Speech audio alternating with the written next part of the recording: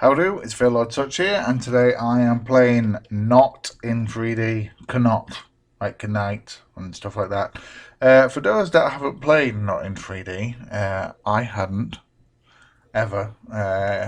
Well, before I jump ahead, not in 3D came out way back in 1983 from New Generation Software, and it was made by Malcolm E. Evans. Now, you'll remember Malcolm E. Evans from Trashman, which we reviewed a few games back.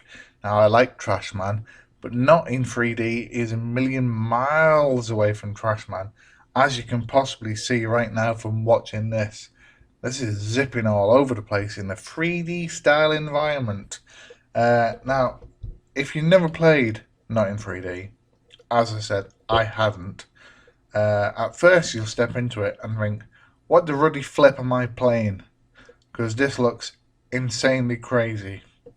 You seem to be tumbling down a white void, and columns seem to be shooting at you.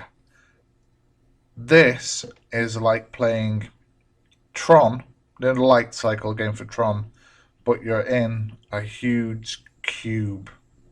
You're inside a huge cube and you're on a light cycle, though you can't see the other light cycles, and you're zipping around.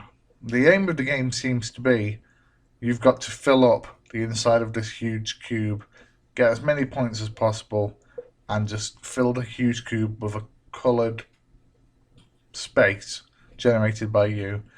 That seems to be it. If that's not it, then the game's not been overly explained to me too well. And I blame Michael Evans, or Malcolm Evans. Sorry, Michael Evans. Malcolm. Didn't do too well then. I only got 10% of it done. But I am only just starting the game, so I did brilliant in my mind. So yeah, imagine yourself as a light cycle. It's interesting, but you do occasionally, as you can see here, find yourself staring at a great big white void every so often. So you'll be just staring at nothingness for ages, and nothing seems to be happening. And all of a sudden, a huge white column will come shooting at your face, and you have to rapidly move yourself away, as I'm doing here. I'm using Kempson joystick. Kempson joystick seems to work exceedingly well on this, so I'd recommend that. But you've just got left, right, up, down, and you just flip direction. So you try and last as long as you can. You'll see at the bottom we've got 3 bars: score, density, and faults. Your score depends on how many times you can maneuver, how much lines you're making. Density is how big this 16 by 16 by 16 cube is being filled up. And the fault is obviously how many times you're slamming into somebody's light cycle. So far I'm doing quite well, but the cube isn't filling up as much. Do I like it? It's interesting. I can't say it's the best game I've ever played. It looks great. Like, looking here, it's hard to believe that this game came out way back in 1983.